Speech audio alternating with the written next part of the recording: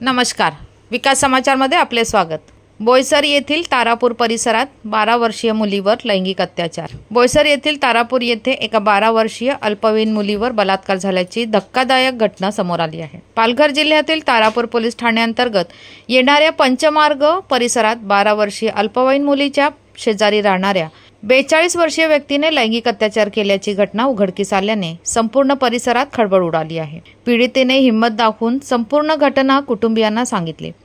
तक्रार मिळताच तात्काळ तारापूर पोलीस ठाणे गाठून शैतान प्रवृत्तीच्या व्यक्तीविरुद्ध तक्रार दाखल केली।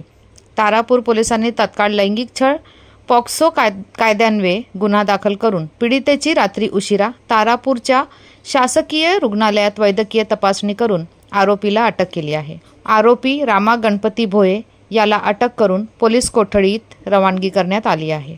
प्रकरणाचा पुढील तपास सहाय्यक पोलीस निरीक्षक निवास कनसे करीत आहेत। धन्यवाद। वसईहून मी शहनाज शेख, विकास समाचार। चॅनलला लाईक, शेअर, सबस्क्राईब जरूर करा।